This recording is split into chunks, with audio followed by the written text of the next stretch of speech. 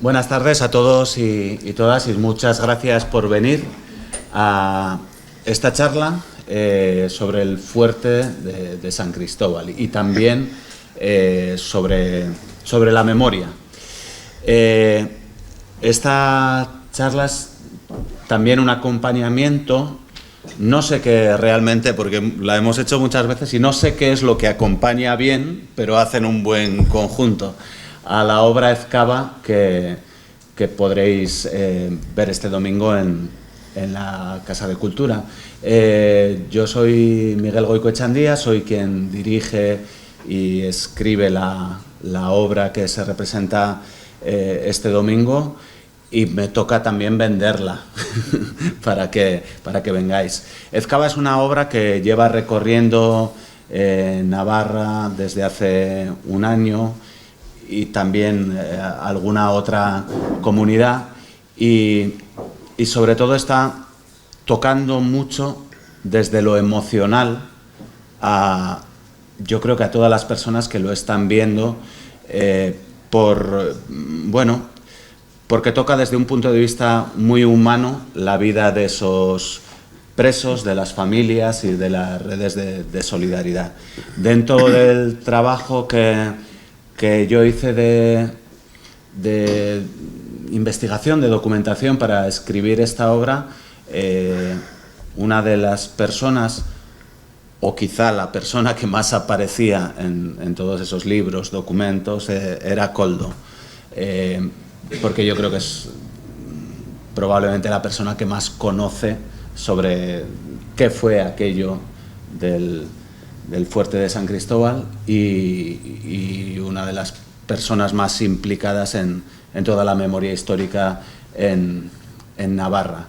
Entonces yo creo que tenemos una oportunidad única para conocer más de nuestra historia desde diferentes puntos de vista, iba a decir, pero que al final es el mismo, porque confluyen en historias humanas, vividas, sentidas, emocionales y que nos marcan todo nuestro presente.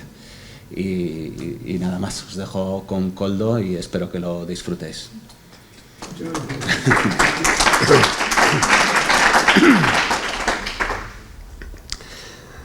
Bueno, muchas gracias, Miguel.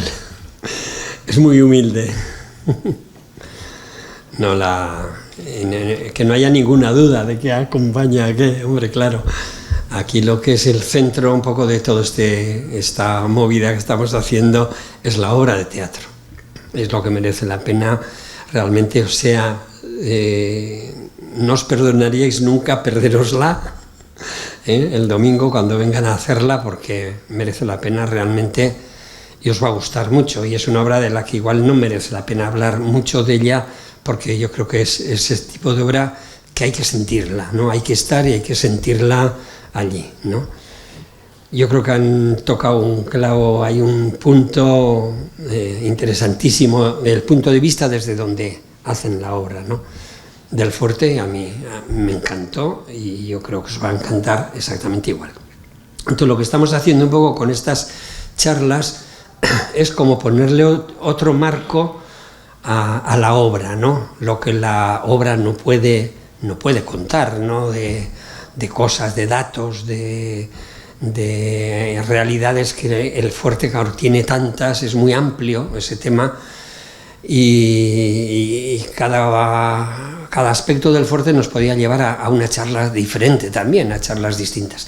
Entonces, bueno, vamos a intentar centrar un poquito en marcar un poco una idea global de lo que es el fuerte, porque aquí hay también a veces otra impresión, que es que el fuerte, cuando nosotros llegamos al fuerte, y ahí Benito, yo creo que tú te acuerdas también, aquella primera vez que llegaron a Ansoain los presos, y la idea del fuerte era una fuga. Había habido una fuga en el fuerte y eso llamaba mucho la atención, una fuga que parecía extraordinaria, ¿no? Después de eso han pasado ya un montón de años. Chimparta, desde aquel año 88 hemos seguido haciendo homenajes, pero luego, sobre todo a partir del 2000, empezamos a investigar. Y conforme íbamos investigando, veíamos que el fuerte era... Bueno, os quito la página esta, luego ya volveremos en algún momento a ella, ¿no? veíamos que el fuerte era precisamente esto, Fuerte San Cristóbal, algo más que una fuga. Entonces a nosotros, de alguna forma, desde Chimparta, notamos que se queda muy reducido el tema del fuerte cuando se remite solo a la fuga esta. Esta fuga fue muy importante, muy llamativa, pero en el fuerte hay muchos otros aspectos que hasta época bastante reciente no conocíamos, que ahora sabemos. Nosotros hablábamos de 4.900 presos que estaban registrados en el fuerte hace unos años y que lo publicaron algunos autores, Félix Sierra, Iñaki Alforja, en un libro muy bueno y demás. Pero en este momento en Chimparta sabemos que al menos 7.400 presos pasaron por ese fuerte, cosa que antes no sabíamos. Y sabemos que además de la fuga pasaron otras cosas, ¿no? Eso es lo que vamos a intentar ver un poquito hoy, ¿vale? Bueno, ahí tenéis la foto aérea del fuerte, de ese inmenso espacio de 180.000 metros cuadrados que tenemos ahí, y con un cuadrito del que luego hablaremos también, ¿eh? Este cuadrito de aquí, que es un cementerio del fuerte. Vamos resumiendo cosas así. El fuerte, que se construyó como una defensa ante una posible guerra, ¿no? Defensa de lo que es la comarca de Pamplona, porque en las guerras carlistas se había visto que quien controlase esa situación podía controlar un poco toda la comarca, ¿no? Se hizo para eso, en teoría. Lo que pasa es que la construcción les costó 40 años. 20 años del siglo XIX y otros 20 del XX, prácticamente. Y en esos 40 años va y resulta que aparece de repente la aviación como principal técnica de guerra. Y un fuerte que estaba pensado para otro tipo de armas se queda obsoleto desde el principio. De hecho, ni siquiera han estado los cañones puestos en el fuerte, ¿no? Entonces, pues ha tenido otros usos, mientras tanto, ¿no? De almacén, de polvorín. En algún momento estuvieron hasta algunos militares presos, pero eso originó también muchas discusiones. Y bueno, y al final, pues el uso más importante que ha tenido realmente ha sido el de convertirse en cárcel desde un año 34, estamos en la República aún, cuando en la República hay colectivos, hay varios grupos que se plantan al gobierno de derechas de la República porque ha paralizado todas las reformas que en los primeros años, el año 31 y 32, habían planteado la República y luego no se llevan a cabo, se quedan a medias. La reforma agraria, reformas de derechos, reformas... Muchos se hicieron adelante, sobre todo en los aspectos educativos, culturales y que se desarrollaron mejor, ¿no? Y la derecha toma el poder y paraliza esas reformas. Y entonces, ante esa paralización, los grupos pues, más un poco combativos de la sociedad, ¿no? Pues sobre todo presos anarquistas, luego también de colectivos de sindicales, de la UGT, de entornos comunistas, por ejemplo, se plantan ante esa paralización y plantan una huelga general al gobierno de derechas de la República. Esa huelga tuvo tal represión, no solo en Asturias, como a veces oímos la huelga de Asturias, no, es que de Medina de Río Seco pues había 70 presos en el fuerte, y eso está en Valladolid, ¿no? O de Tarazona de la Mancha, que está en Albacete, teníamos otro montón de presos, o sea que no fue solo Asturias, sino que Asturias sí que fue el grupo más numeroso, pero muchos otros más se opusieron a esa paralización de las reformas y plantean esa huelga general que hace que se llenen las cárceles de los calabozos de muchos pueblos y alguien piensa que en San Cristóbal hay mucho sitio para meter presos y traen a 877 presos en aquel momento, ¿no? Después pasaron muchos más y tenemos que en total, pues hoy en día, aunque no hemos recuperado los nombres de todos, pero sí estamos en 6.580, sí, 6.600, pero sabemos por los números de los expedientes penitenciarios, ahora ya podemos calcular que son al menos 7.400 los que estuvieron, ¿no? Y sabemos que de esos 7.400, 655 murieron en el fuerte. Y cuando decimos murieron, podemos usar verbos diferentes: morir de matar, morir de hambre, morir de malos tratos, morir de fusilamientos por aplicación de la ley de fugas, distintos tipos de muertes, ¿no? En total, 655 muertos al menos ha habido en el fuerte, ¿no? Muertos, asesinados, fusilados, etc. Digo esto porque en la fuga, sí es cierto que en la fuga también hay una caza luego hablamos de ella, ¿no? Se mata a 206 personas, pero de 206 a 655 van unas cuantas más que han muerto de otra manera, ¿no? Bueno, y estos presos que han estado en el fuerte, ¿de dónde eran, no? Bueno, pues ahí tenemos un resumen muy gráfico, que es el mapa de España con todas las provincias, y tenéis en cada provincia el número de presos que han pasado por el fuerte de San Cristóbal. Como estaréis dando ya vueltas al mapa, ya veis que no hay ninguna provincia que no tenga numerito. O sea que de todas las provincias del Estado hubo presos en el fuerte de San Cristóbal. Y luego tenéis puesto aquí a la derecha, aquí en el Mediterráneo, tenéis otros países, 73, al menos 73 tenemos localizados de otros países. Hablamos de países americanos, de Cuba, de Argentina, de Chile, de Estados Unidos, algunos. Hablamos de países europeos, algunos, de Francia, algún alemán incluso hubo, de Marruecos, hubo algún filipino, etcétera, ¿no? En total, pues todos esos presos que veis en el mapa y algunos más que tenemos localizados pero que no sabemos de dónde eran y no están aquí. O sea, de dónde eran, y alguno se puede pensar, bueno, ¿y qué sentido tiene, no, que traigan aquí a esos 187 presos de La Coruña al fuerte de San Cristóbal, o estos 25 de Huelva, o estos, yo qué sé, 52 de Cataluña, o los 351 pues de Palencia, de Valladolid, ¿no? Bueno, pues era un sistema de disolver un poco la fuerza de todas estas huelgas y de todos estos presos, dispersarlos, también separarlos de su tierra, alejarlos de las familias, lo cual supone siempre un castigo doble, que se ha utilizado siempre, se utilizó luego con lo mismo con los presos de ETA también, ¿no? Una dispersión a veces absurda, y dices, ¿la dispersión es para castigarlos a ellos o para castigar a las familias que tienen que ir a visitarlos, ¿no? Entonces esto produce esa situación de que, claro, en la medida en que se alejan del lugar donde viven, pues las visitas se hacen cada vez más complicadas y se dispersan más en el tiempo. Las visitas es difícil llegar hasta San Cristóbal de muchos sitios de España. Y luego otra cuestión curiosa es cómo llegaron hasta aquí, ¿no? Nosotros sabemos muchos, más o menos, por dónde pasaron antes de llegar a San Cristóbal, pero ponemos ahí un ejemplo. Con esas flechas rojas vamos a poner de dos casos concretos. Uno es este Agustín Raya Sánchez, por ejemplo, que era de Almodóvar, en Ciudad Real, que viene al fuerte directamente, lo traen a la prisión de San Cristóbal, pero de la prisión de San Cristóbal lo vuelven a sacar y lo llevan a la prisión de Astorga en León, de allí lo llevan a Galicia, a Figueiredo primero, luego a otra cárcel, Santa Isabel, y desde Santa Isabel lo vuelven otra vez a San Cristóbal, ¿no?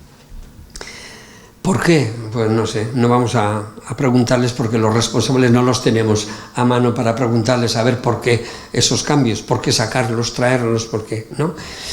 El otro caso que tenemos ahí es el de Andrés Rodríguez Calero, que era natural de un pueblecillo de Cáceres, aquí Serrejón, que está donde la central de Almaraz, y lo detienen, era alcalde del pueblo, alcalde socialista, lo detienen y lo llevan pues a la prisión más cercana, que era Plasencia.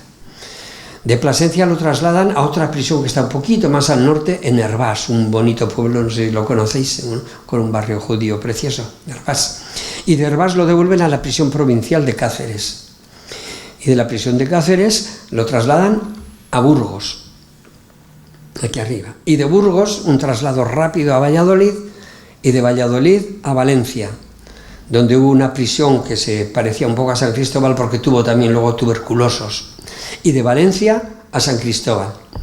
Entonces, en estos cambios de prisiones, pues ocurre dos cosas a la vez. Uno, la separación, cada vez van más lejos de la familia, ¿no? De su pueblo, este pueblecito Serrajón de aquí. Y no solo eso, sino que esos cambios de cárceles a veces no eran notificados a la familia. O sea, que la familia ha podido perderles el rastro en este camino de tantas cárceles y pensar que acabó en Burgos porque ya no tuvieron más noticia, y resulta que de Burgos ha pasado por 3 cárceles más, ¿no? Entonces, ¿cómo saber que al final acaba enfermo y muerto en San Cristóbal, en un cementerio que está allí en el monte al lado del fuerte. Pues muchas veces no es fácil, ¿eh? Luego hablaremos del cementerio y veremos cómo quedan aún 80 y tantos presos que están allí, y la mayoría de ellos están allí porque los familiares no saben que están allí. En cambio nosotros sí sabemos quiénes son, con nombres y apellidos, ¿no? Pues esta diversificación de lugares, de cómo vienen, hace que ocurran encima luego estas dificultades a la hora de identificarlos, ¿no? Bueno, no sé si conocéis el fuerte, alguien por dentro, si lo conocéis, pues lo tenéis más claro aún, pero vamos a hacer una pequeña visita así virtual. Esto es la entrada del fuerte, donde hacemos los homenajes cada año, en mayo, en un domingo cercano, el domingo más cercano a cuando se produjo esa fuga famosa del 22 de mayo en el fuerte. Y de aquí, si entramos dentro del fuerte, vamos pasando pequeños espacios, pequeños patios, como este de aquí, otro segundo patio pequeño, aquí, luego pasamos a un patio más amplio, donde hay unas construcciones que tienen el puesto de guardia, había un comedor, un dormitorio para la tropa. Cruzamos todo este espacio hasta el lado contrario y llegamos a este túnel de aquí. Aún no hemos entrado en la zona central del fuerte, para que veáis lo inmenso. Esto tiene 180.000 metros cuadrados de construcción, ¿no? Entonces pasamos este túnel, que los presos llamaban el rastrillo, un túnel de entrada. Ese túnel, aquí lo vemos ahora con otro al revés, y está señalado con dos flechitas, dos habitaciones que quedan a los lados, que eran unas celdas de castigo. Celdas de castigo, pues para los soldados que hubiera en el fuerte, si los castigaban, los aislaban ahí, en grupitos pequeños, 2, 3, 4, en esas celdas de castigo. Pero cuando se utilizó como cárcel con presos, también fueron celdas de castigo, por si no era suficiente el castigo de estar allí en San Cristóbal, además podías estar aislado en unas habitaciones sin luz prácticamente y tenerte ahí varios días, ¿no? Celdas de castigo. Seguimos adelante y salimos del túnel, aquí arriba a la derecha, ¿no?, de ese rastrillo que le llamaban ellos, donde se podía cerrar ahí, y llegamos a una pared, a esta pared de aquí, que ya no existe, porque los militares la derribaron, como no era del fuerte original, la derribaron. Para quienes trabajamos el tema de la memoria, es una pared clave, porque era justo la pared que cerraba la cárcel, cerraba el espacio de los presos. Los presos, todo el recorrido que hemos hecho, los presos no lo veían, o lo vieron al entrar, a veces entraron igual incluso de noche y ni lo vieron, ¿no? Y ellos han pasado esta pared y tienen aquí las edificaciones donde ellos estaban distribuidos, ¿no? La vamos a ver desde arriba, lo vemos aquí, el espacio central abajo a la izquierda, ¿no? Ahí vemos el patio, ese es el patio de los presos, este de la izquierda. Tenemos un edificio largo aquí, que se llamaban las brigadas, y otro espacio aquí que se llamaban los pabellones. Los familiares que venían a visitar a los presos hacían todo ese recorrido que hemos hecho, pasaban ese túnel que vemos aquí arriba a la derecha, ¿no? Y aquí, en vez de entrar al patio donde estaban los presos, entraban por esta otra puerta de aquí, donde pone el locutorio, y en esta salita que hay aquí, entraban ahí a ver a los presos. Los presos venían por el interior del edificio, las familias venían por el exterior, y aquí se juntaban en esta sala que vemos abajo, el locutorio, la sala de visitas, que tiene una red doble. A un lado de la red están los presos y al otro las visitas. Si os imagináis 5, 6, 7, 8 personas hablando a la vez, ¿no? Y hablando fuerte, porque si no, no se oían, no se entendían, pues os podéis imaginar un poco qué tipo de visitas eran aquellas, y con un guardián que podía estar entre las dos rejas, las dos redes que hay ahí en medio, para que no se hablase de lo que no se debía, ¿no? Por ejemplo, qué pasaba afuera, cómo iba la guerra y esas cosas. Si entramos ya al patio de los presos, aquí vemos mejor el edificio de las brigadas, bueno, primera, segunda, tercera, y los pabellones también veis que tienen 3 pisos de puertas, ¿no? O de ventanas aquí, 3 pisos. En el de las brigadas pone 3, pero estáis viendo, me parece que solo 2, esta y esta. ¿Dónde está la otra brigada que no se ve? Pues es esta primera de aquí. Esto que apunta aquí, la primera es una ventanita que hay en el suelo, que es esta de aquí, ¿no? Entonces esa sala, ¿dónde está?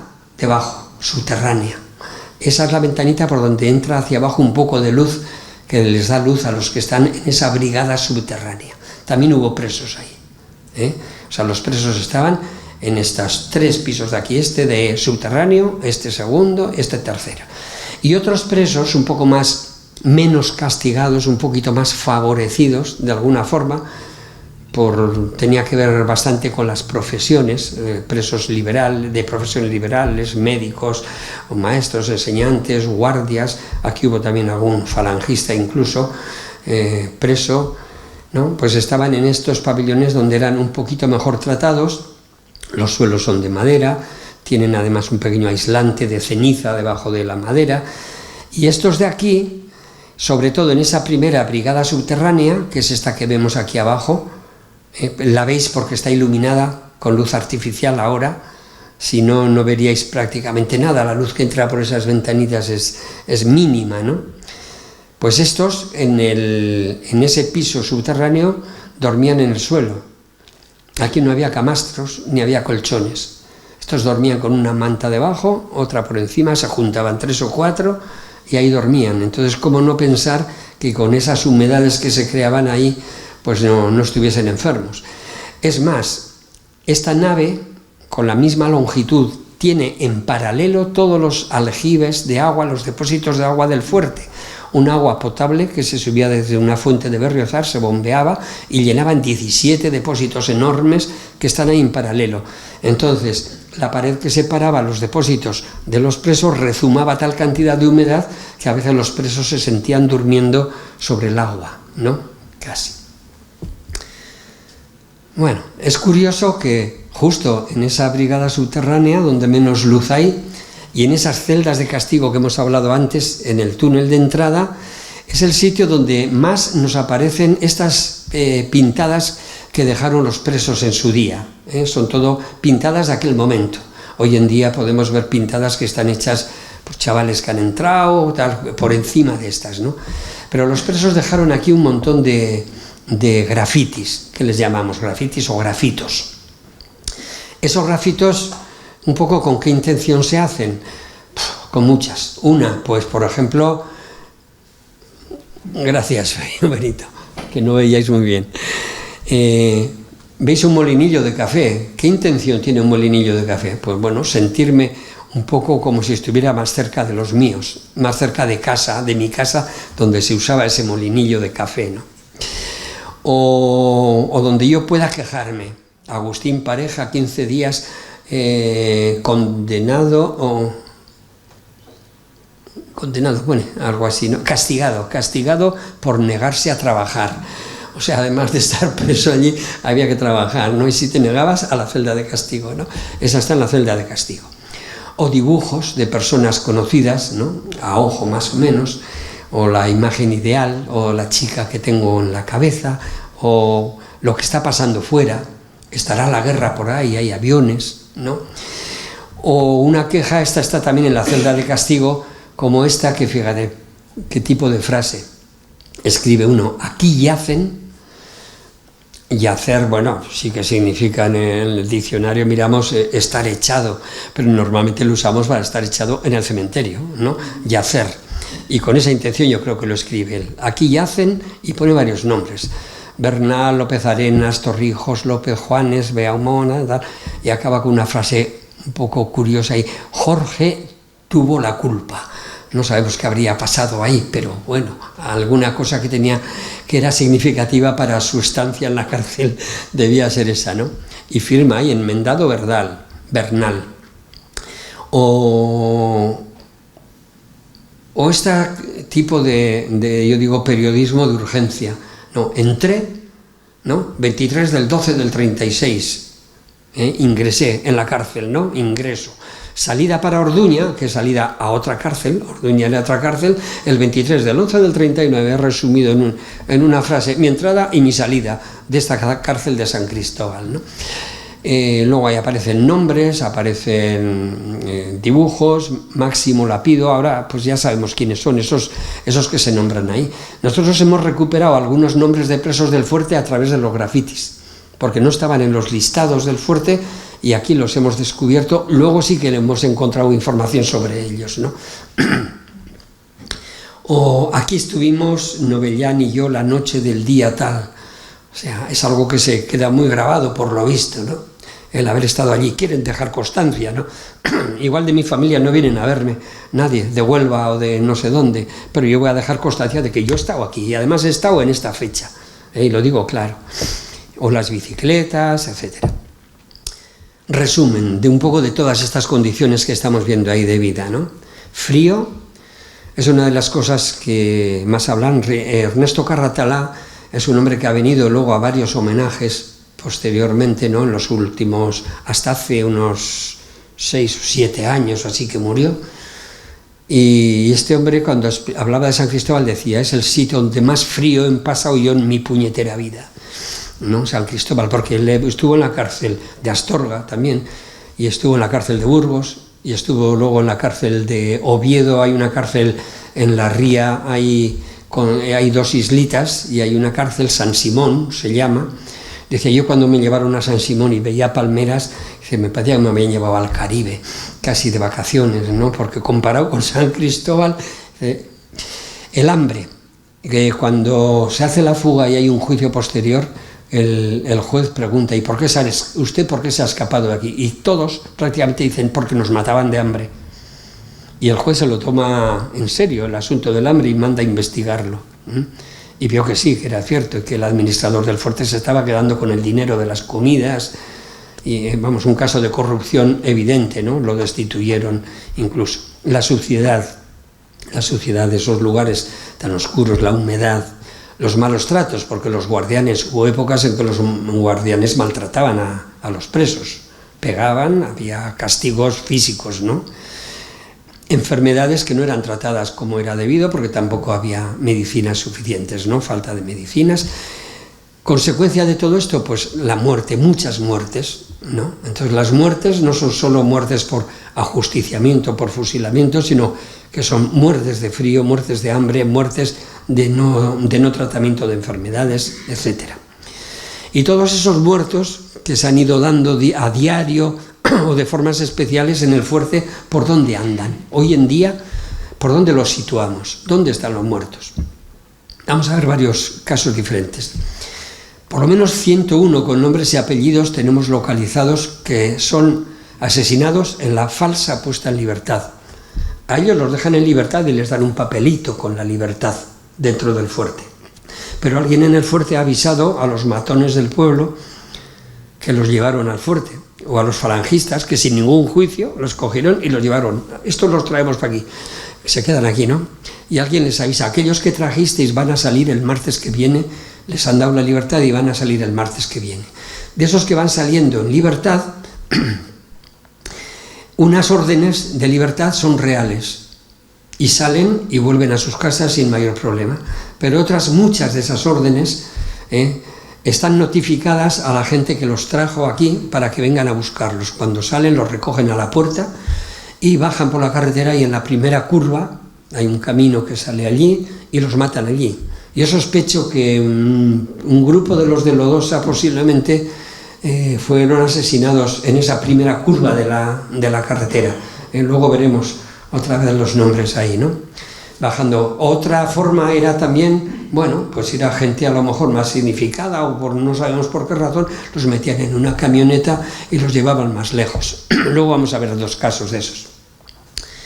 Bueno, ahí vemos el cuadrito ese del cementerio de nuevo, del que hablaremos. Un caso especial de estos.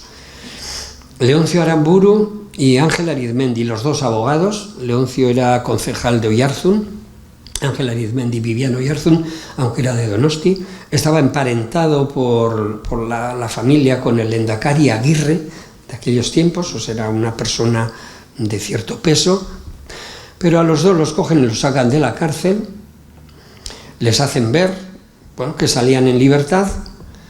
¿Y a dónde van? En una camioneta los llevan a Ibero, llaman al cura de Ibero y dice que salga a confesarlos, si quieren confesarse. Eran nacionalistas los 2, eran bastante religiosos, normalmente estos nacionalistas, ¿no? Y porque los van a matar. Y uno de ellos, el Leoncio, le pide al cura, además, dice, jo, yo quisiera comulgar también. Y dice, ¿usted ha comido algo hoy? Le pregunta al cura, ¿no? En aquellos años, yo no sé si los que tenéis una edad como yo os acordáis de que había que estar sin comer no sé cuántas horas antes, ¿no? Para comulgar, esas cosas. Y le dice, bueno, pues lo poco que nos dan de beber en el desayuno, en el fuerte, a San Cristóbal, pues entonces no le puedo dar la comunión, le dice. Los meten de nuevo al coche, suben el puerto de Chauri y los llevan al otro lado, de un pueblito que se llama Izurzu, y cerca de ese pueblo los asesinan ahí, ¿no? La familia de Ángel Arizmendi veraneaban en Estella y un médico que fue a certificar la muerte, lo llamaron del ayuntamiento, me parece, algo así, y va y lo reconoce, dice, ahí va. Y entonces hace saber a su familia que lo han matado, a Ángel Arizmendi, ¿no? Entonces la familia, cuando se entera de eso, va a ese pueblo, a Izurzu, localiza al dueño del terreno donde lo han enterrado, que es esta zona que está rodeada con estos palitos aquí, ¿no? Y le está pagando al dueño del terreno durante un tiempo, no sé si 2, 3 años, pagándole una cantidad de dinero para que no se toque ese lugar, para que respeten ese lugar, ¿no? Hasta que consiguieron, bueno, pues que un juez que estaba sustituyendo a otro que se había ido de vacaciones, les concedió el permiso para sacarlos, con tal de que lo hicieran de forma muy privada, y casi a oscuras, ¿no? Y lo consiguieron, lo sacaron a los dos y los llevaron al cementerio de Oyarzo. Un caso. Otro caso, tenemos el de Javier, por ejemplo, Javier Rocafort Apesteguía. Este que está en el micrófono hablando es su hijo, es Roberto Rocafort, que ha estado toda la vida buscando a su padre, ¿no? Ahora ha muerto él también. Y Roberto nos enseñaba esta carta de su padre, fechada el 6 de abril. Le mandaba a su mujer, Dominica Lozano, ¿no? Me recuerdo mucho de los chicos. Por mí estad muy tranquilos, porque estoy bien. Y como yo nada he hecho, a mí nada me harán. Me tomaron declaración y como es natural no me procesaron, porque no han encontrado ni señal de causa. Por lo tanto estoy muy tranquilo. Le dices a María Ángeles, que tenía 2 añitos, que le llevaré una muñeca, y a Roberto, que tenía 1 añito, un caballo. Roberto es este. Lo mataron ese mismo día junto a otros 2 sangüesinos por las faldas del Monte Ezcaba. No sabemos dónde están. Luego, pasados unos años, consiguieron que les hicieran un acta de función tardía de esas, pues con testimonios de gente que decía que sí, que sabían que los habían matado y demás, y los pusieron como muertos en Answain, que no sabemos muy bien si hablaban del pueblo de Answain o hablaban de la cendea de Answain, que abarcaba los 12 pueblos que hay alrededor en aquel momento. Pero bueno, les hicieron las actas de defunción y en atención a eso nosotros los metimos en la placa que colocamos en el cementerio de Answain a estos 3, a este Roberto, a este Javier Rocafort y a otros 2 de Sangüesa, un tal Mangado y Romualdo Moriones, 3. Esta es la lista que he añadido en esta presentación un poquito de gente de Lodosa, que os sonarán todos, pues Baigorri Falces Benito, Campo Avos Fermín, Campo Avos Julián, Campo Martínez, Esparza Pérez, bueno, los conocéis mejor que yo. Estos son gente de Lodosa que mataron el 6 de noviembre de 1936, al parecer, una saca donde los matan a todos estos juntos. Estos son muertos que han pasado por el fuerte San Cristóbal. Ya sabemos que en Lodosa hubo muchos más muertos, ¿no? Hasta 133, hasta 133. Pero estos sí que pasaron por el fuerte, ¿no? Por eso los añadimos a nuestra investigación del fuerte San Cristóbal, ¿no? Otro grupo de presos, ¿qué pasa? Perdón. ¿Qué pasa con los que van muriendo día a día? Por el hambre, por el frío, por las condiciones, por los no medicamentos, o porque en algún caso especial tienen un interés especial en cargarse a algunos, a un grupo de anarquistas sobre todo, y los cogen un día 21 anarquistas y les aplican la ley de fugas. Dicen que se iban a fugar, se querían fugar, y tuvieron que matarlos. Y matan a 21 y los iban a enterrar al cementerio de Berriozar. Los demás son muertos pues día a día, ¿no? Por distintas enfermedades, por distintas causas, y los van enterrando, ¿dónde? Pues eligen para enterrarlos 12 cementerios que rodean el fuerte de San Cristóbal, y que en aquellos años formaban lo que llamamos la Cendea d'Ansoain, con un ayuntamiento único para los 12 pueblos. Cada pueblo tenía sus concejos, pero todos tenían el ayuntamiento de la Cendea. Entonces, en esos 12 pueblos van distribuyendo. Hoy muere uno, pues a Berriozar.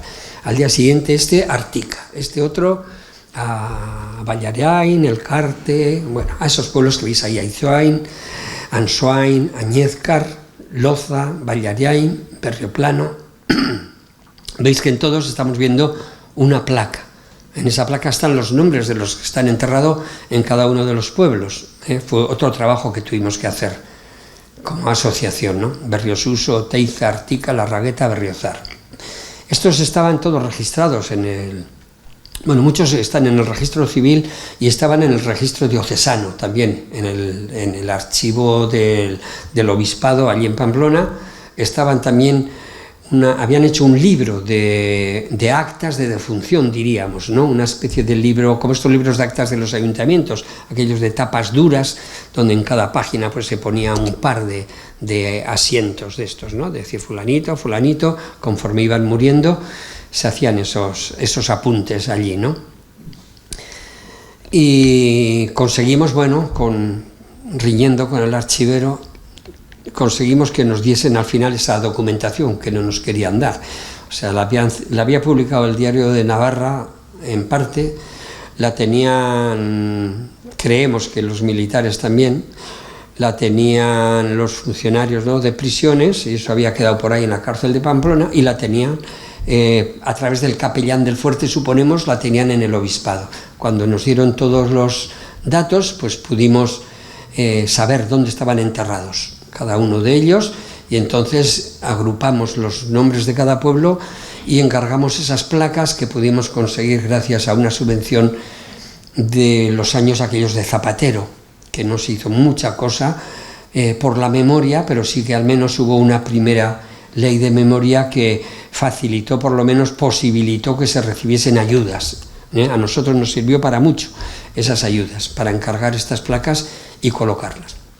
Aquí se hizo un trabajo que para nosotros es importante porque es un trabajo triple, diríamos, que tiene una dimensión triple. Por un lado, estos son ayuntamientos de pueblos o de concejos, o los actuales ayuntamientos que ahora son Berriozar y Ansoain, y esos son instituciones.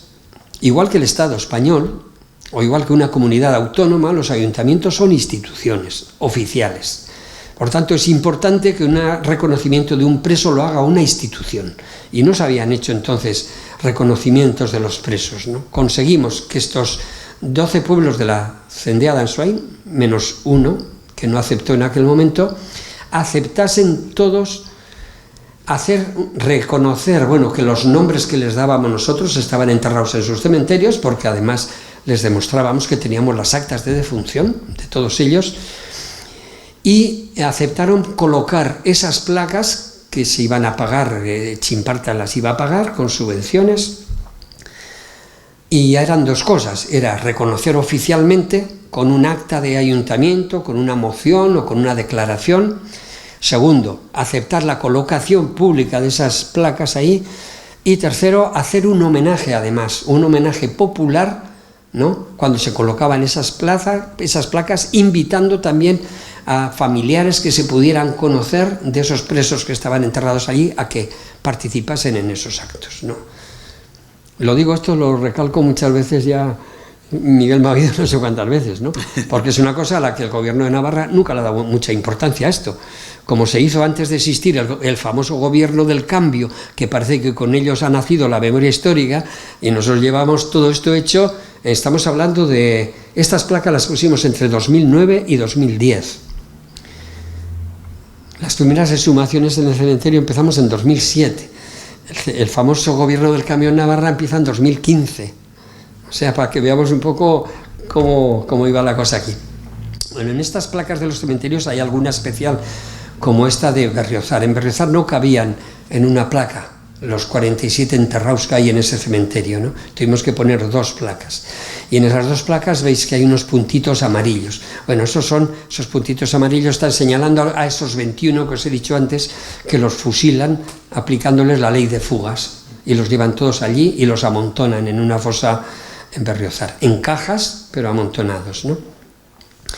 De esos, algunos los hemos sacado hace 2 años, no, 3, en 2022 era, hicimos un estudio, teníamos unos testimonios del pueblo que se acordaban de cuando habían llevado a estos, los habían subido en carros desde el pueblo hasta el cementerio y que eran muchos, que estaban amontonados y que los habían enterrado al final del cementerio. Bueno, sabiendo eso, propusimos al gobierno de Navarra que hiciera ahí una prospección para ver si era cierto que estaban ahí, y aparecieron ahí, como los veis, en 2 grupos, un grupo aquí y otro grupito ahí. Ahí están amontonados unos encima de otros los 21 esos asesinados. Eso mismo hicieron un poco más tarde, esto era el 1 de noviembre, pues el 17 de noviembre hacen lo mismo con otros 4, que les aplican la ley de fugas y los llevan a enterrar al cementerio de Artica. Son estos 4 que tenéis aquí. Estos no los hemos podido exhumar porque no sabemos dónde están. Si están juntos los 4 o no, y los del pueblo, pues no sabe nadie en qué parte del cementerio están. Y como en el cementerio pues no son 4, sino que son, pues yo qué sé, 16 o 17, no sé cuántos, pues no, si no puedes separarlo, claro, no puedes sacar todo el cementerio, ponerlo al aire y a ver quién es, ¿no? Hombre, se podría en teoría, pero claro, tú eso lo planteas a los vecinos del pueblo y te arman un follón, ¿no? Porque si fuera a mover a 1, a 2, que luego los podías devolver a su sitio, pero... Porque esto a ver si sabríamos enseguida quiénes son, los que tengan un tiro en el cráneo, porque estos que les aplicaron la ley de fugas los mataron, los fusilaron y les dieron el tiro de gracia, por lo tanto es fácil identificarlos luego, ¿no? Después de poner estas placas en los cementerios ocurrió este hecho desgraciado de tener que recibir, estamos hablando de 2009, ataques de un grupo falangista en Navarra. Diríamos, ¿estás hablando en serio? ¿Estás hablando de falangistas en 2009? Pues sí, estamos hablando de falangistas, ¿no? Viva Cristo Rey, ¿no? Rompen la placa de Artica, que la teníamos recién inaugurada, rompen la placa de Aizuain, que no la habíamos inaugurado aún, estaba colocada, pero sin inaugurar. Nos rompen el monolito que llevaba desde el año 88, que habíamos hecho el primer homenaje a los presos, llevaba ahí, lo destruyen a mazazos, ¿no? Todo esto en 2009, en una noche de juerga, todo esto. Y luego un poquito más tarde, en octubre, el 7 de octubre, es fácil acordarse porque es una fecha específica, ¿no? La Virgen del Rosario, pero además es mi cumpleaños.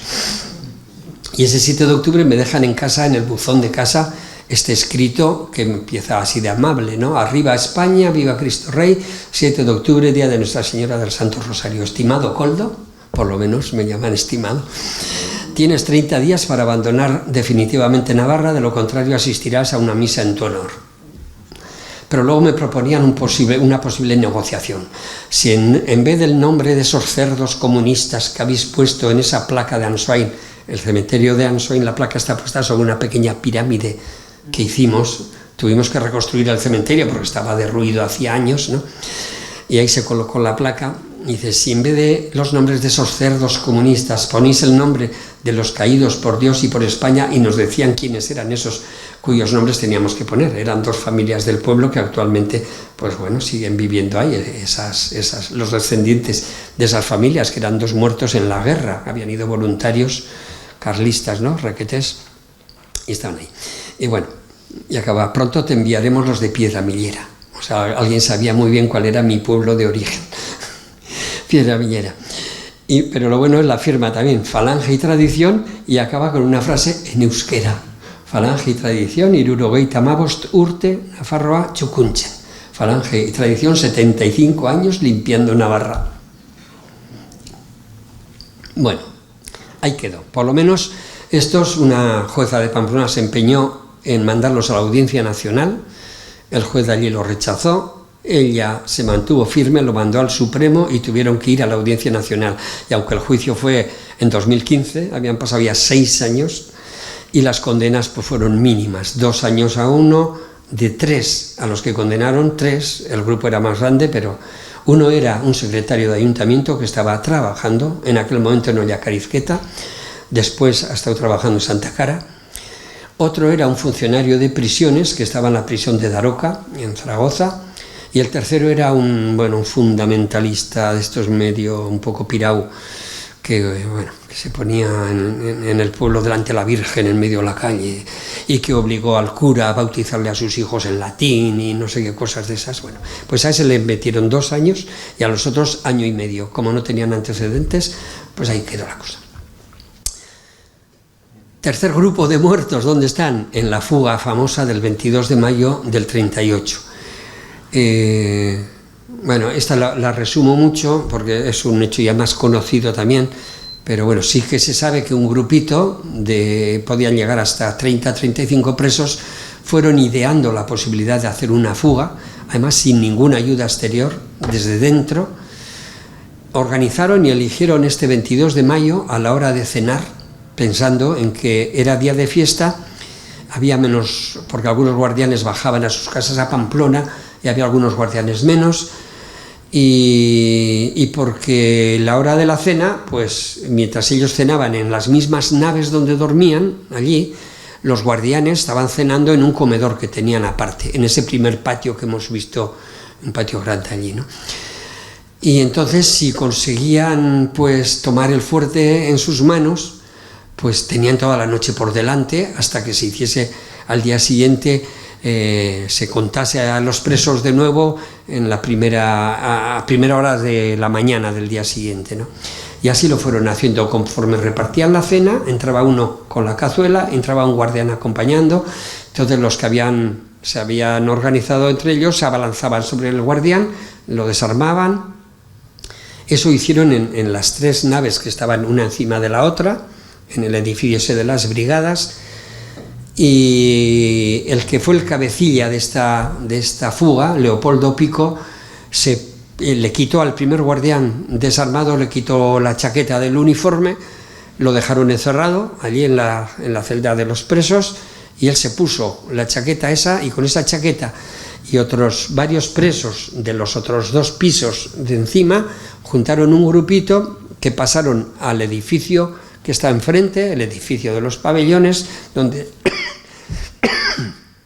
había menos guardianes, y los fueron capturando por sorpresa, y algunos de ellos al que capturaban lo iban encañonando y le obligaban a llamar pues al guardián que estaba al otro lado de una puerta, ¿no? Le llamaba pues, que viniese porque le llamaba un superior, quien sea, y al venir y abrir la puerta pues se abalanzaban, y así poco a poco fueron abriendo puertas hasta llegar a ese túnel largo que hemos visto antes y salir al comedor donde estaban cenando el conjunto de guardianes allí. Y allí tenían los fusiles también dejados en unos armarios, y bueno, se abalanzaron sobre los fusiles enseguida y encañonaron a todos los guardianes a los que estaban cenando, les obligaron a salir fuera al patio, y encañonándoles desde fuera, desde dentro, obligaron a los pocos soldados que quedaban, que estaban en las garitas superiores del fuerte, les obligaron a tirar las armas. Hubo algún disparo, algún lío así inicial, pero ya vieron los otros que los presos tenían cogido el fuerte y tenían a los guardianes allí en sus manos, ¿no? Y para que no hubiese ningún lío más, pues bueno, tiraron las armas. Luego vuelven, echan marcha atrás, ¿no? Y vuelven adentro otra vez, abren todas las celdas de nuevo, dejan en una de las celdas dejan encerrados a los guardianes y a los presos les hacen salir a todos, salir que las puertas están abiertas, ¿no? Ahí hubo una confusión muy grande porque muchos presos no tenían ni idea de que se estaba organizando ninguna fuga, no se habían enterado siquiera, ¿no? Y algunos pensaron, pues esto es que se ha acabado la guerra, ¿no? Y bueno, pues salían un poco sin saber a qué salían, ¿no? Muchos de ellos. Total, consiguieron pues que la mayoría ya salieran a la calle por la puerta principal, y ocurrió la desgracia de que en ese trasiego de salida por la última puerta un guardián se escapara y echara a correr monte abajo y diera el aviso de que los presos de San Cristóbal estaban saliendo de sus celdas. Los presos intentaron organizarse un poco ya en la calle para no ir a lo loco, corriendo a cualquier lado, sino ver si había presos navarros que conociesen más o menos la zona, los caminos y así. Y mientras estaban en ese intento de organizarse, empiezan a ver ya los camiones militares que empiezan a subir por la carretera del fuerte, ¿no? Entonces se dan cuenta de que, claro, de que una fuga donde estás hambriento y mal calzado y te van a seguir desde el primer momento con fusiles, con armas, pues que no tenía mucho futuro, ¿no? Entonces muchos de los presos, por salvar la vida, decidieron volverse dentro otra vez, ¿no? Y entraron de nuevo en las celdas. A pesar de ello, 795 son los que decidieron jugársela. Ya hemos salido, nos van a matar de hambre dentro, nos la jugamos. Intentan avanzar allí, pero bueno, estaban avisadas el ejército, la Guardia Civil, falangistas, carlistas, y en algunos pueblos dieron los avisos también de que si alguien veía a alguien no conocido, escondido por ahí, pues que tenían que dar enseguida el parte de que habían visto a alguien, ¿no? Y claro, por un lado estaba el miedo y por otro lado estaba pues que en esa zona nuestra de Ezcabarte de detrás, los carlistas llevaban ya un tiempo haciendo prácticas, haciendo pequeños desfiles militares, porque estaban ya preparándose para el golpe que sabían que iba a venir, el golpe militar, ¿no? O sea que quiero decir que en esa zona había muchos carlistas también que no hacía falta que les animasen demasiado para coger la escopeta de casa y ayudar también a esa caza, ¿no? Y bueno, en los primeros días capturaron a la mayoría de ellos y poco a poco, cada vez en sitios un poquito más lejanos, fueron capturando. De esos capturados, a 206 los mataron al instante donde los cogían, en el mismo monte, o algunos, si estaban cerca de pueblo, los acercaban al cementerio, y cerca de las tapias del cementerio pues los mataban allí. 206 fueron asesinados así. Algunos de ellos los reconocidos. Por ejemplo, sabemos que al que fue el líder de esa fuga, Leopoldo Pico, lo reconocen y lo matan, porque luego es que además lo reconocen en un documento oficial y pone muerte extrajudicial. O sea, ya sabían que lo habían matado sin ningún juicio y lo reconocen además, ¿no?, en un documento. Al resto de presos los van capturando, los meten en camiones, los devuelven al fuerte y los meten en esa celda subterránea como una gran celda de castigo para todos ellos, ¿no?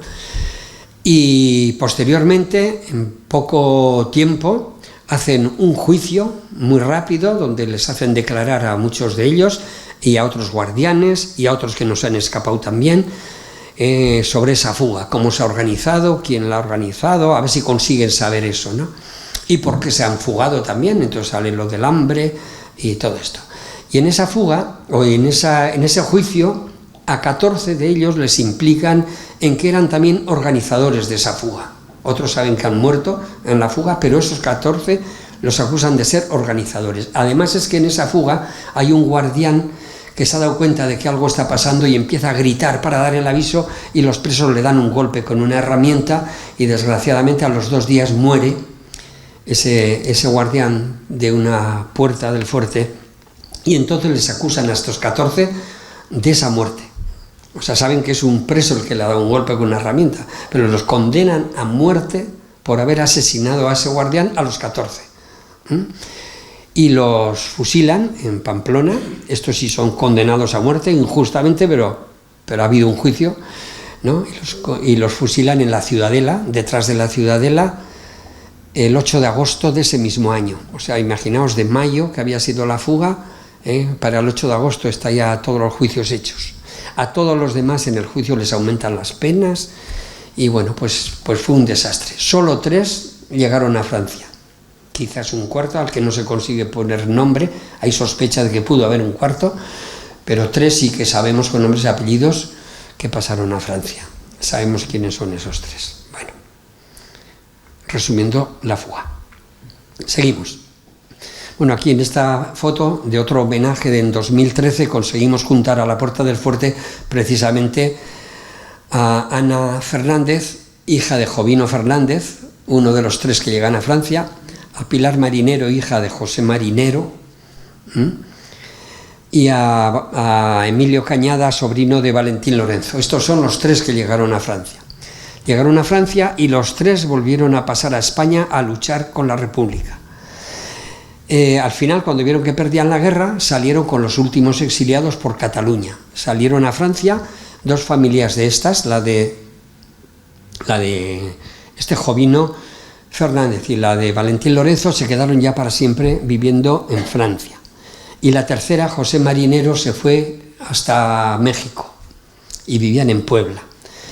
Por eso no era fácil juntarlos en 2013 a estas 3 familias aquí a la puerta del fuerte. Los presos ya habían muerto, los 3, y aquí está. Lo curioso fue también cuando Iñaki Alforja fue a hacer la película del fuerte, ¿no?, de La fuga, y quiso entrevistar a esta hija de José Marinero en Puebla. Sabían que él había muerto, y van a que les cuente un poco, a ver su padre qué había contado de esta fuga, y se encuentran con que no tenía ni idea, ni de qué era eso de la fuga.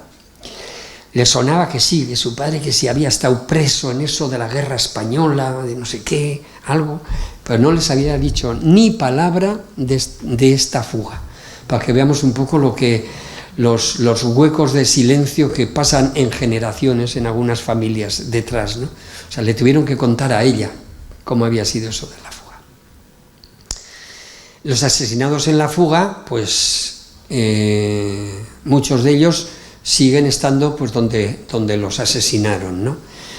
De los 206, creo que en este momento tenemos 56 exhumados hasta la fecha en distintas fosas, y de los exhumados solo 11 han podido ser identificados, porque para identificar, claro, necesitas 2 ADNs, el del muerto, el de los huesos, pero necesitas el de la familia. Si muchas familias ni saben que estaban aquí en el fuerte, ni saben que estuvieron en esa fuga, pues entonces es complicado esta identificación, ¿no? Entonces el trabajo de búsqueda de familiares sigue siendo un trabajo que tenemos pendiente y que seguimos haciendo en la medida en que podemos, ¿no? Ahí tenemos varias de las fosas estas que se han sacado. Entre paréntesis, lo que tenéis es el número de esqueletos que hay en la fosa 4, y de los 4, 1 ha sido identificado. Hasta ahora, en esta de 4, 2, en esta otra han sido 3 y ninguno identificado. Esta es la fosa más grande que hemos encontrado, que está en Olave, y había 16 esqueletos. Esta fosa se ve clarísimamente quién los ha enterrado, los matones. Los han enterrado y los han tirado, aprovechando un hueco en el terreno, los han tirado allí y están amontonados. En los otros habéis visto que más o menos están ordenados los esqueletos, ¿no? Aquí también los veis, la cabeza a un lado, los otros al otro, ¿no? O en estas otras de aquí. Bueno, es que los muertos hablan más de lo que quisieran muchos, también menos de lo que quisiéramos también otros, pero cuentan muchas cosas. Solamente con eso, con la posición, se sabe quién los ha enterrado, por ejemplo. Bueno, dejamos ya la fuga y acabamos, bueno, con esta pequeña historia. En la fuga, estos son los 14 que fueron acusados de matar a ese guardián y condenados a muerte. Estos 14 que tenéis aquí. Bautista Álvarez, Teodoro Aguado. Estos eran hermanos, Teodoro y Gerardo Aguado, Calixto Carbonero, tal. Y uno lo he dejado en rojo, Primitivo Miguel Frechilla, otro más de ellos. Yo creo que era castellano también de origen, pero vivía en Galicia, se había trasladado a Galicia, porque de este Primitivo vamos a seguir un poco una pista posterior, ¿no? A los 14 los fusilan aquí, donde ahora actualmente está la placa detrás de la Ciudadela, donde la AFNA, la Asociación de Familiares de Fusilados, organiza todos los años el 14 de abril, o el día más cercano, este año va a ser el sábado el 12, un acto de homenaje a todas las víctimas de Navarra, ¿no? Y en ese lugar donde está esa placa es donde los fusilaron. Los fusilaron y fueron enterrados todos en el cementerio de Pamplona. Pasados unos años, si nadie los reclama, ya sabéis que en los cementerios pues se suelen sacar, y si nadie los reclama van al osario común, y eso pasó con estos 14 presos, ¿no?, que fueron al osario común. Estos muertos en el fuerte los hemos añadido también al muro del Parque de Sartaguda que tenemos aquí. Entonces aquí, a ese que estaba de rojo, Primitivo Miguel Frechilla, lo tenéis aquí señalándolo con la mano a su hijo. Este es su hijo Antonio Miguel. ¿Qué pasó? Este hijo, cuando murió su padre, era pequeñito, era muy jovencito, ¿no? Luego se hizo mayor, creció y se enroló a trabajar en un barco allí en Galicia, y con un hijo que tuvo él después también, y con su mujer, acabaron viajando hasta Nueva Zelanda, ¿no? Hace unos años volvieron un día, contactaron con nosotros, con Iñaki Alforja, conmigo y tal, y estuvieron en el fuerte. Ahí los tenemos a la puerta del fuerte, a él, el hijo del fusilado, ¿no? Antonio, su mujer y su hijo. Este es un segundo hijo que nace ya en Nueva Zelanda, Carlos, este chico de aquí. Y de él vamos a contar esta pequeña historia, porque Carlos vino entonces y nos dijo: voy a venir, pero con un poco más tiempo, unos días. Me voy a coger unos días de vacaciones y vengo aquí a veros. Entonces, ¿qué hizo este hombre? Pues se fue a Galicia de vacaciones, se juntó, bueno, ahí con su padre, ¿lo veis? Se compró un cofrecito, que lo tenéis aquí en las manos, ¿no? Se lo metió en la mochila, hizo el camino de Santiago al revés, saliendo de La Coruña. ¿Veis ahí el faro, la Torre de Hércules, el faro de La Coruña, ¿no? Hizo el camino de Santiago al revés hasta Pamplona.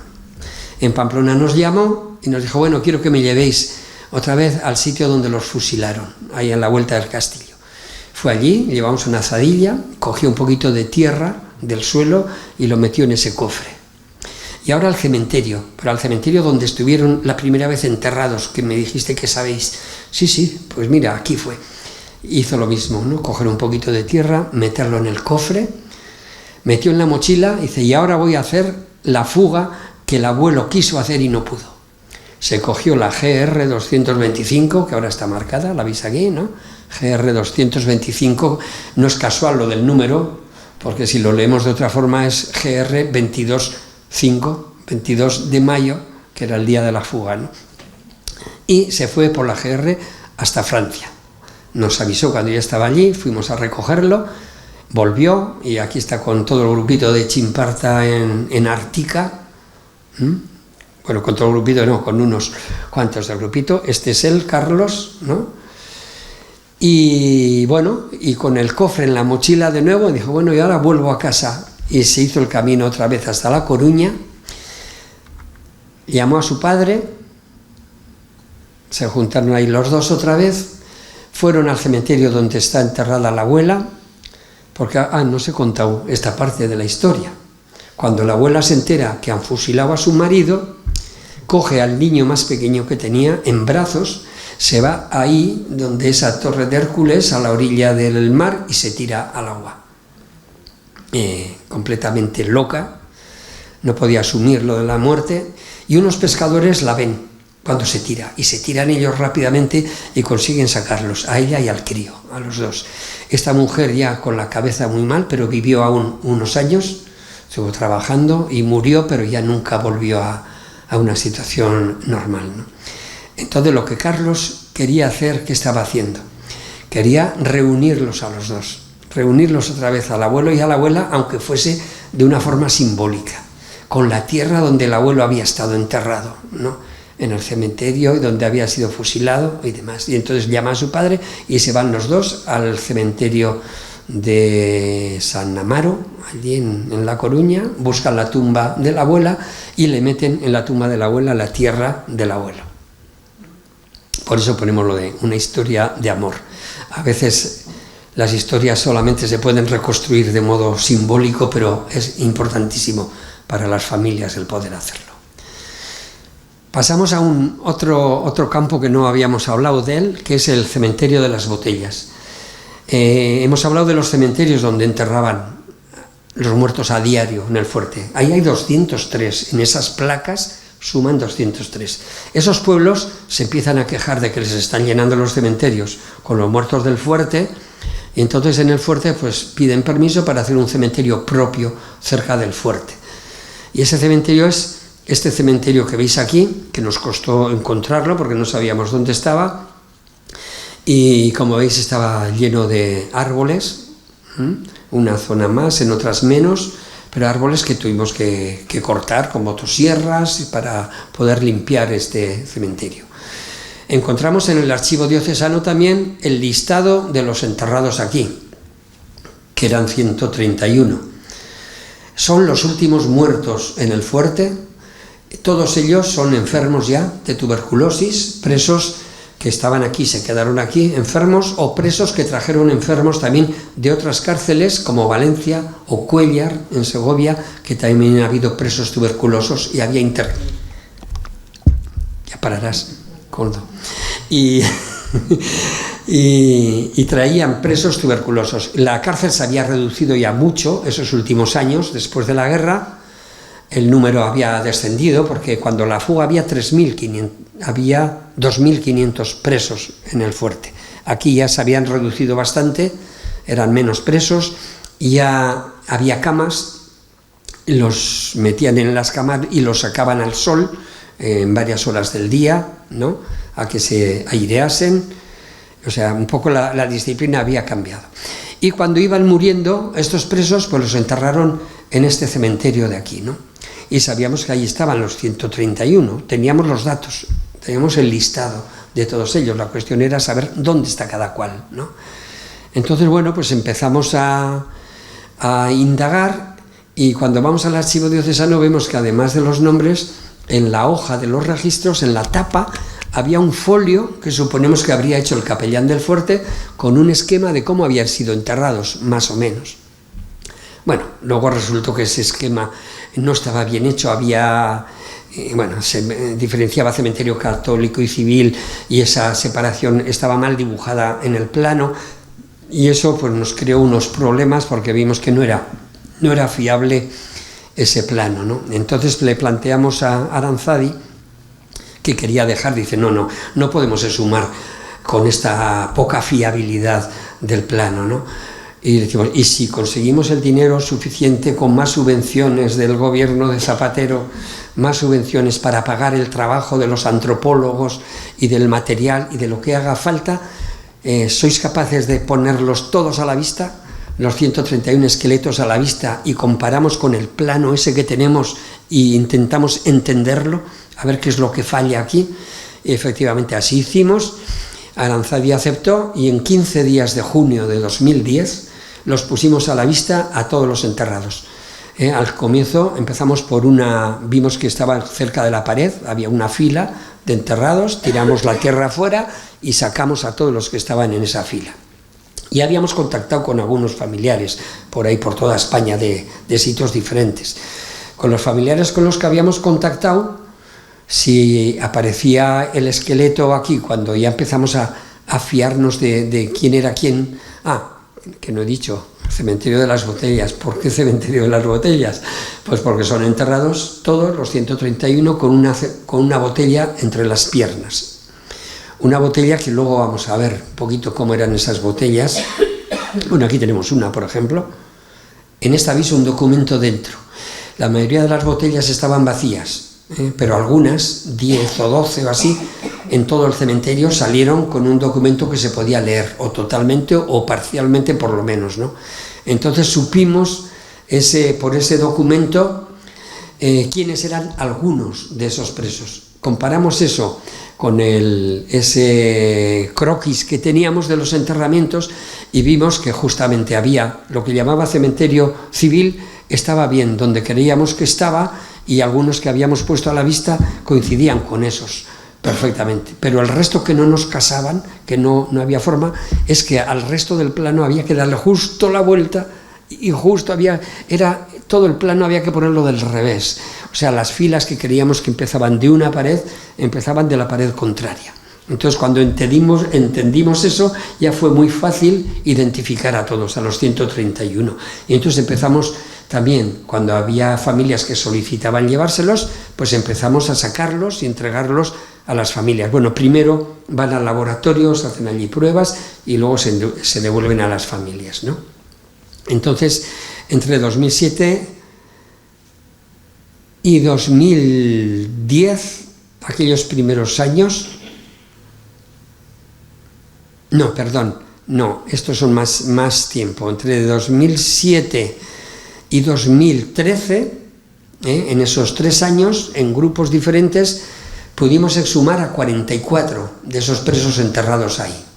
Luego, posteriormente, últimamente, 2023 y 2024, ha habido 2 familias más que han solicitado llevárselos, y como cuando los enterramos o los pusimos a la vista esa primera vez, antes de taparlos, hicimos esto que veis aquí, los cubrimos con un tejido que no pudre, un geotextil se llama, y etiquetamos esos tejidos. Les pusimos a cada uno un numerito, una etiqueta, y si tenían botella, el mismo numerito a la botella. Todas esas botellas están etiquetadas. Entonces, hoy en día, aunque todos están tapados, todos los que han quedado ahí están tapados, cualquier familia que solicite, sabemos exactamente dónde están, porque tenemos en un papel cuadriculado, tenemos marcado la distancia que hay de 2 paredes, ¿no? De una pared de un lado y de la otra. Por coordenadas sabemos dónde está muerto. Si te equivocas un poquito, medio metro o no, entonces el número de la etiqueta te dice si has acertado o no, o es otra persona, ¿no? Entonces hoy en día es muy fácil poder exhumarlos a estos. Actualmente quedan 80 y tantos ahí. ¿Por qué quedan tantos? Pues porque muchas familias nunca supieron que estaban aquí. Lo curioso es que nosotros, cuando trabajábamos en la exhumación, ya a los esqueletos les llamábamos por su nombre. Ten cuidado con Leoncio, que no sé qué, ¿no? Y les llamábamos porque sabíamos todos quiénes eran. Entonces lo curioso es que las familias no lo sepan. Nosotros sí y ellas no. Sí que hay unas 4 o 5 familias, por lo menos, sabemos que saben que están ahí, pero que han decidido dejarlos. En algún caso no sabemos por qué han decidido dejarlos, en otro caso sí, porque nos lo han dicho. Dicen, no, si cuando detuvieron al abuelo, lo llevaron a la cárcel, es que nos echaron del pueblo prácticamente. A las mujeres nos impidieron trabajar, en algunos casos les cortaron el pelo, les raparon, lo mismo de muchos pueblos, ¿no? Y nos tuvimos que ir todos del pueblo. ¿Qué sentido tiene ahora que recuperemos al abuelo y lo llevemos al pueblo del que nos echaron a todos? Ni hablar. Preferimos dejarlo aquí, porque además la familia ya está muy dispersa por distintos lugares, y aquí sabemos, porque les hemos dicho además, que esto va a ser un lugar reconocido como lugar de memoria oficialmente desde el Ministerio de Presidencia. Por la ley de memoria se reconoce el Fuerte de San Cristóbal y el Cementerio de las Botellas como lugares de memoria. Entonces se va a reparar, se va a arreglar, se van a poner nombres, y bueno, y haremos toda la adaptación que sea necesaria ahí, ¿no? Cementerio de las Botellas. Bueno, las botellas, decía que al principio no hablaban, hasta que apareció esta fue la primera botella que vimos, que enseguida nos dimos cuenta, dentro hay algo, ¿no? Esto para nosotros, pues mira, como la tumba de Tutankamón, ¿no? Ese tiene algo, esa botella tiene algo. Bueno, ya sacamos el documento que tenía dentro, tenía un botón de rosca que lo protegía muy bien, y sacamos ese documento. Entonces imaginamos que casi todos los documentos tendrían un estilo parecido a este, ¿no? Andrés Gangoiti Cuesta, bueno, el sello de San Cristóbal, Sanatorio Penitenciario de San Cristóbal. Andrés Gangoiti Cuesta falleció en este establecimiento a causa de tuberculosis pulmonar, tenía 23 años de edad, marino de profesión, natural de Gorliz, Vizcaya, vecino de Bilbao, calle tal, que había sido condenado por un tribunal de San Sebastián a 30 años por adhesión a la rebelión, Pamplona, tal. Pues ese es el tipo de documento que creemos que habría en todas las botellas, pero eso, en casi todas se han perdido los tapones, ha entrado el agua y los documentos se han deshecho, ¿no? Son 80 años ya. Este también está en el muro de Sartaguda, lo veis ahí, Andrés Gangoiti Cuesta. La foto nos la dio después la familia cuando pudimos contactar con ellos. Primero lo encontramos a él sabiendo quién era, y después encontramos a la familia más tarde, y la familia luego nos dio esa foto que tenemos ahí. Ahora sabéis que estamos con ese rollo de los caídos, esa discusión de si los derribamos o no los derribamos, los caídos. Bueno, pues se hizo un acto de apoyo a ese derribo de los caídos en la Plaza del Castillo, y en ese acto se leyeron los nombres de víctimas de Navarra, de todas las víctimas en Navarra, y esta mujer se enteró que se iba a hacer ese acto, una sobrina de este hombre que habíamos exhumado en el cementerio, y se vino con la foto de su tío, y porque ella también quería leer el nombre ese para apoyar el acto de que había que derribar los caídos esos de Pamplona, ¿no? Se nos ha ido ya mucho tiempo. ¿Estáis ya aburridos? Sí. Acabamos con una pequeña historia. A ver, dos pequeñas historias. Una, recuperar la memoria. Yo creo que esta es imprescindible porque esta es muy emocionante. Bueno, María Pintado Nieto. Esta es una mujer de Madrid que ella no ha sabido nunca nada de su padre, no sabe qué fue de él, sabe que desapareció de casa y eso fue un desastre para la familia porque a ella la encierran en un hospicio de estos porque la madre tenía que trabajar, claro, tenía que sacar adelante como fuese a la familia, o parte de la familia por lo menos, ¿no? Y ella tiene muy mal recuerdo de aquello, que la encerraban en una carbonera, que la duchaban con agua fría, que no sé cuántos, pero nunca supo nada de su padre, no sabía que había sido de él. Entonces su padre era el culpable de esa situación suya y de la situación de la familia para ella. En su conciencia existía eso, ¿no? Y en 2007, cuando empezamos con el tema este del cementerio, pusimos nosotros en internet el listado de esos 131 enterrados allí, ¿no? Y una nuera de esta mujer está casada con este hijo, Javier, y la nuera andando en internet dice, ahí va, pero si aquí está el abuelo. En este listado está el abuelo. Y esto es una cárcel, esto es un cementerio de una cárcel.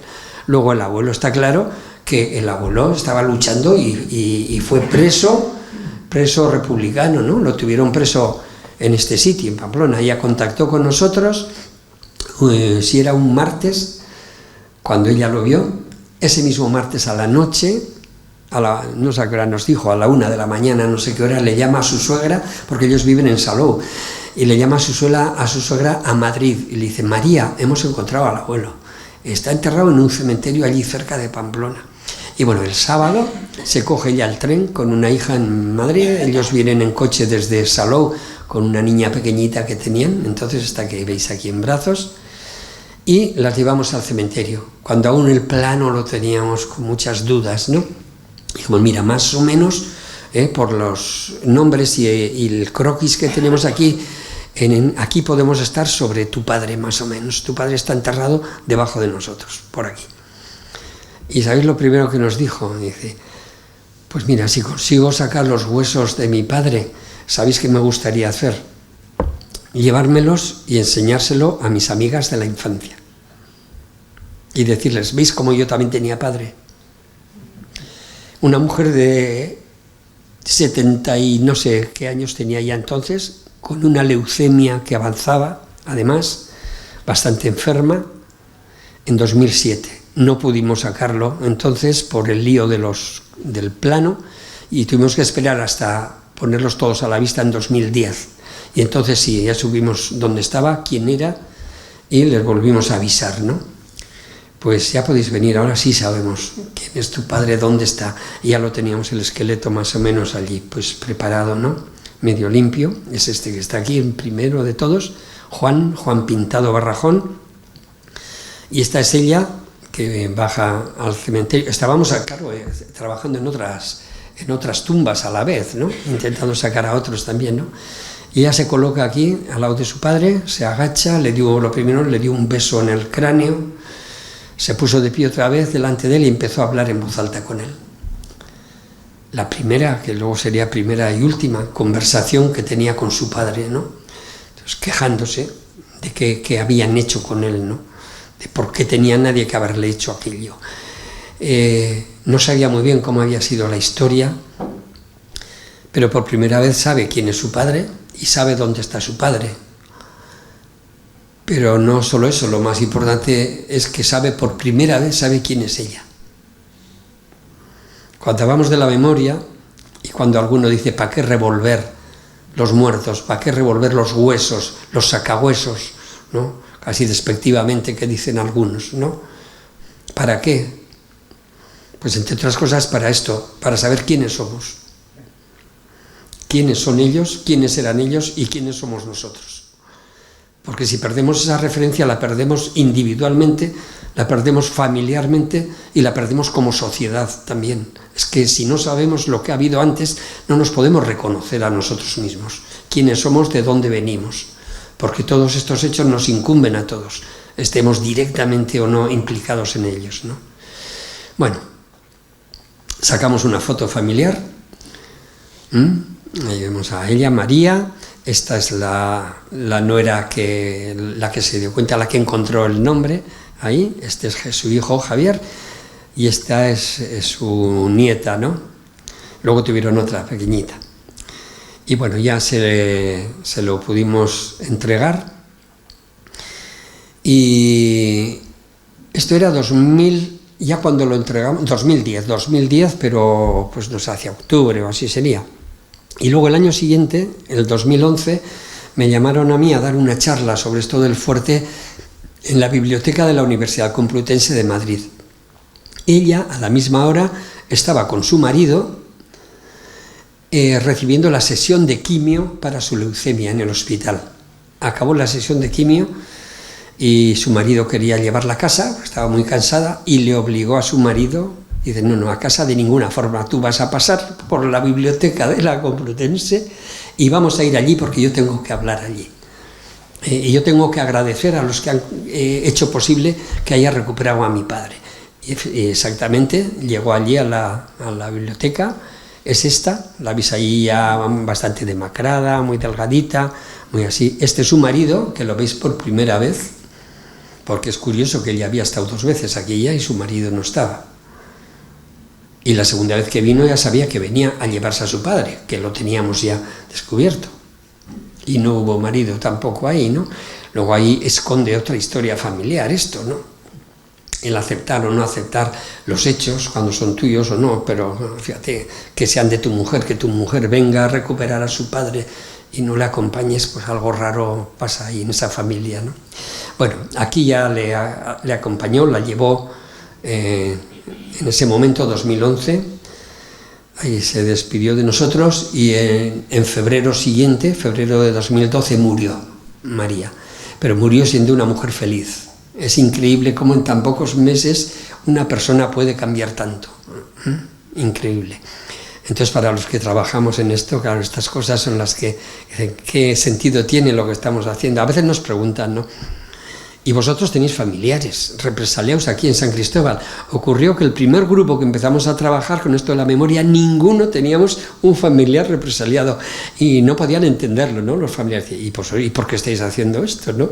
Y bueno, porque somos vecinos de ellos, ¿no? Nosotros vivimos ahí debajo, somos vecinos y sabiendo lo que pasa, pues hay que sacarlo, no podemos dejarlos ahí, ¿no? Tirados. Bueno, para acabar esta historia, murió en marzo su mujer y en mayo, en el homenaje de mayo, unos meses más tarde, él aparece en el homenaje del fuerte. No solo aparece, sino que sale al micrófono. Por primera vez se atreve a hablar en público y habla porque le había prometido a su mujer que él iba a hablar, iba a guardar esa historia, iba a hablar de ella y demás, ¿no? Y ahora está metido en cosas de memoria allí en Madrid. Yo me lo he encontrado alguna vez.